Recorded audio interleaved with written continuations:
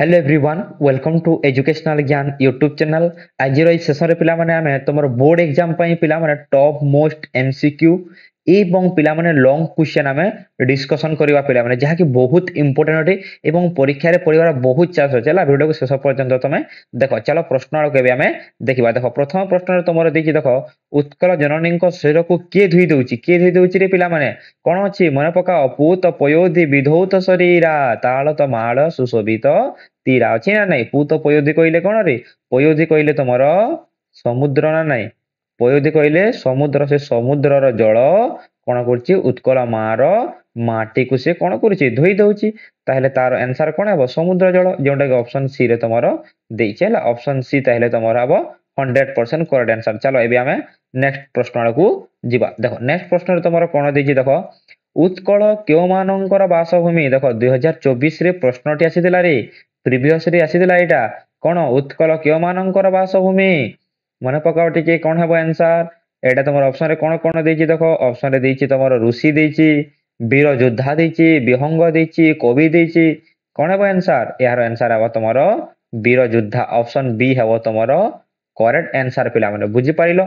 वीडियोटा जदि भल लागुछि निश्चित भाबे समस्त संग माननको शेयर टे करिवो हला आ वीडियोटा को लाइक टे निश्चित भाबे करिवो कोन हेबो वीर योद्धा हेबो। हला चलो नेक्स्ट प्रश्न को एबे हमें जिबा रे पिला माने नेक्स्ट प्रश्न रे कोन देइछि देखिबा। चलो देखो नेक्स्ट प्रश्न रे देइछि उत्कल वनभूमि किपरि बोली पठित रे कविता रे कहा जायछि 2022 तुमरो आसीदिला। देखो 2022 रे प्रश्न आसीदिला माने कोन इंपोर्टेंट क्वेश्चन टी ओटे के ताळ तमाळ वृक्षपूर्ण ना घंच ना वन्यजंतु पूर्ण प्राणी माने ना जोगी ऋषिंकर बासस्थली कोन हो उत्कल जननी घन घन वनभूमि राजित अंगे नील भूधरमाला साजित तरंगे मने पकाओ टिकी माने कोन घन घन जो अछि घन घन कहले कोन घंच ना नाही ताई आंसर कोन हेबो सही घंच हेबो आंसर ऑप्शन बी हेबो तमरो ठीक उत्तर रे पिला माने। चलो आगु बढ़िबा नेक्स्ट क्वेश्चन 4 नंबर प्रश्न। 4 नंबर प्रश्न कहिछि बंदे उत्कल जननी कविता रे कवि कहार बारंबार वंदना करचंती। यहा मध्ये तुमरो 2022 राशि जे माने कोन एटा इंपोर्टेंट क्वेश्चन टी रे तुमरो पिला माने मने पकाओ कोन हेबो आंसर को महालक्ष्मी तो नुहे सरस्वती नुहे भारत माँ भी नुहे आंसर हेबो तुमरो उत्कल माटी बा उत्कल जननी बुझी हला पिला माने। नेक्स्ट चलो आगु हमें बढ़िबा ता सहित हमें कोन लॉन्ग क्वेश्चन भी देखिबा एमसीक्यू सहित हमें टॉप मोस्ट लॉन्ग क्वेश्चन भी देखिबा। चलो देखो परवर्ती प्रश्न कोन देखि देखो उत्कल जननी शरीर काहा द्वारा धौत होउची जोटा 2021 रे आसीतिला 2022 आसीतिला माने तुमरो 2025 बोर्ड रे आसीबार मध्य बहुत संभावना अछि रे पिला माने हला 2025 रे भी आसी पारे। ऑप्शन रे कोन कोन देछि देखिबा। चलो शुभ्र तटनी ना पुण्य तीर्थ ना समुद्र ना नद नदी आंसर हबा कोन सही समुद्र तुमरो करेक्ट आंसर हबो। ऑप्शन सी हबो तुमरो करेक्ट आंसर। नेक्स्ट आगु हमें बढ़िबा। चलो नेक्स्ट क्वेश्चन तुमरो कोन देछि देखो नेक्स्ट क्वेश्चन तुमरो अछि कवि उत्कल जननी को चारु भाष मुई कहिबार महत्व प्रतिपादन करचंती। देखो 2021 2022 आसीतिला माने मोस्ट इंपोर्टेंट क्वेश्चन टी हा कोन एटा मोस्ट इंपोर्टेंट क्वेश्चन मन रखितो कवि उत्कल जननी चारु भाषमय चारु भाषमय ता जहार हस सुंदर एवं भाषा बोले कोन जहार भाषा सुंदर। देखो देछि भाषा सुंदर उत्कल ओडियार भाषा हेबो ताहिले तुमरो ठीक उत्तर हबारे पिला माने ओडियार जहार भाषा सुंदर ताहार महत्व एक उत्कल जननी कहा जायछि। नेक्स्ट प्रश्न के हमें जीवा। नेक्स्ट प्रश्न जिया पूर्व समस्त सांग माननकु निश्चित भाबे गुटी शेयर कर देबो। चलो आगु बढ़िबा। देखो तरंग परी की शोभा धारण करिथाय बोले कवि कहा जायछि एटा वेरी वेरी इंपोर्टेंट। एही प्रश्नटा बोर्ड एग्जाम रे आसीबार बहुत संभावना अछि। तरंग परी की शोभा पाई रे नील भूधरमाला साजे तरंगे भूधरमाला भूधर कहले कोन तुमरो पर्वत भूधर कहले कोन पर्वतमाला बला नील पर्वतमाला ऑप्शन रे देछि माने कोन हेबो नील भूधरमाला बला नील पर्वतमाला हेबो ऑप्शन ए हेबो ताइले ठीक उत्तर बुझी पारिलो। चलो नेक्स्ट प्रश्न को एबे हमें जीवा।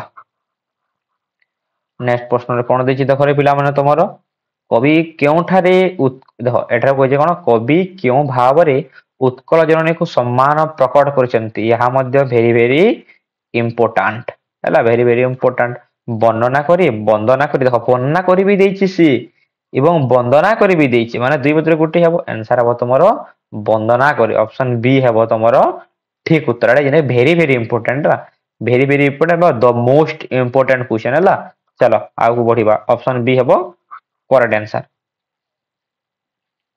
ଦେଖ ତାପରେ କଣ ଅଛି କେଉଁମାନଙ୍କୁ କୁଟୀର ଯୋଗ ଉତ୍କଳ ଜନନୀ ପବିତ୍ର 2022 ଆସିଥିଲା ଦେଖ ଯୋଗୀ ଋଷି ଗଣ ଉଟଜ ପବିତ୍ରା ଋଷି ମାନଙ୍କର ହେଲା ଯୋଗୀ ଋଷି ଗଣ ହେଲା ଅପସନ ବି ରେ ଦେଇଛି ଯୋଗୀ ଋଷି ଗଣ ଉଟଜ ପବିତ୍ରା ହେବ ହେଲା ଚାଲ ନେକ୍ସଟ ଦେଖିବା ତମର 10 ନମ୍ବର ପ୍ରଶ୍ନ ଦେଖ ଉତ୍କଳ ଜନନୀ ଦେଖ ବନ୍ଦେ ଉତ୍କଳ ଜନନୀ ରଚନା ପାଇଁ କବି କେଉଁ ଆନ୍ଦୋଳନ ପ୍ରେରଣା ଲାଭ କରିଥିଲେ ଏଇଟା ମଧ୍ୟ ତମର ଭେରି ଭେରି ଇମ୍ପୋର୍ଟାଣ୍ଟ ଏଇଟା କଣ ଭାବରେ ତମର ସ୍ୱତନ୍ତ୍ର କଣ ଉତ୍କଳ ପ୍ରଦେଶ ଠିକ ଉତ୍ତର ମନେ ରଖିଥ ସ୍ୱତନ୍ତ୍ର ଉତ୍କଳ ପ୍ରଦେଶ ଆଉଠାରେ କବି କିଏ ବନ୍ଦେ ଉତ୍କଳ ଜନନୀର କବି ହଉଛନ୍ତି କାନ୍ତ କବି ଲକ୍ଷ୍ମୀକାନ୍ତ ମହାପାତ୍ର ମନେ ରଖିଥ କାନ୍ତ କବି ଲକ୍ଷ୍ମୀକାନ୍ତ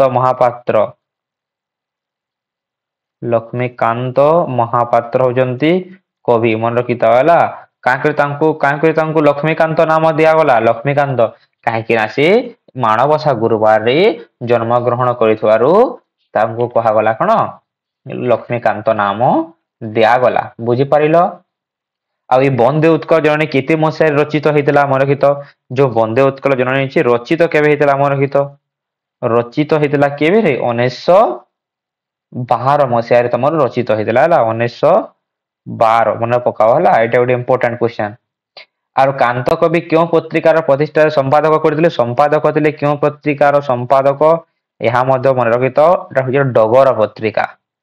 ଡଗର ପତ୍ରିକା ହଉଛି ମୋଷ୍ଟ ଇମ୍ପୋର୍ଟାଣ୍ଟ ତାଙ୍କୁ କଣ କୁହାଯାଉଥିଲା କାନ୍ତ କବିର ଉପାଧି ଦିଆଯାଇଥିଲା ବୁଝା ହେଲା ନେକ୍ସଟ ତାପରେ ଦେଖିବା ଆଉ କଣ ଅଛି ଦେଖ ଆଉ ଗୋଟେ କଣ ରାଜ୍ୟ ସଙ୍ଗୀତ ଓଡିଶାର ଏଇଟା ଗୋଟେ କଣ ରାଜ୍ୟ ସଙ୍ଗୀତ ହେଲା ମନେ ରଖିଥ ଏହା ହଉଛି ଗୋଟେ ରାଜ୍ୟ ସଙ୍ଗୀତ କେଉଁଟା ରାଜ୍ୟ ସଙ୍ଗୀତ ଏହି ଯୋଉ ବନ୍ଦେ ଉତ୍କଳ ଜନନୀ ଅଛି ଏହା ଗୋଟେ ରାଜ୍ୟ ସଙ୍ଗୀତ ଏଟା ରଚନା କରାଯାଇଥିଲା କେବେ 1922 ରେ ରଚନା ହେଇଥିଲା ଏବଂ କେଉଁ କେଉଁ ପତ୍ରିକାର ସମ୍ପାଦକ ଥିଲେ ଏ କାନ୍ତ କବି ଲକ୍ଷ୍ମୀକାନ୍ତ ଏହି ଡଗର ପତ୍ରିକାର ସମ୍ପାଦକ ଥିଲେ ବୁଝିପାରିଲ ପିଲାମାନେ ନେକ୍ସଟ ଏବେ ଲଙ୍ଗ କ୍ୱେଶ୍ଚନ ତମକୁ ଦେବି ଦେଖ ସରଳାର୍ଥ ଦଉଛି ମୋଷ୍ଟ ଇମ୍ପୋର୍ଟାଣ୍ଟ କେବଳ ଦୁଇଟି ଦେବି ହେଲା କେବଳ ଦୁଇଟି ଚାରୋଟି ମୁଁ କହିବି ଚାରୋଟି ପ୍ରାକ୍ଟିସ କର କିନ୍ତୁ ମୋଷ୍ଟ ଇମ୍ପୋର୍ଟାଣ୍ଟ ଯେଉଁଟା ହଉଛି ଦେଖ ତମର ଏହି 15 ନମ୍ବର ହଉଛି ଘନ ଘନ ବନଭୂମି ରାଜେତ ଅଙ୍ଗୀ ନୀଳ ଭୂଧର ମାରା ସାଜେତ ରଙ୍ଗୀ ଏଇଟା ତମର ଭେରି ଭେରି ଇମ୍ପୋର୍ଟାଣ୍ଟ ପରୀକ୍ଷା ଆସିବାର ବହୁତ ଚାନ୍ସ ଏ ବର୍ଷ ଆଉ ଗୋଟେ ହଉଛି କଣ ତମର ହଉଛି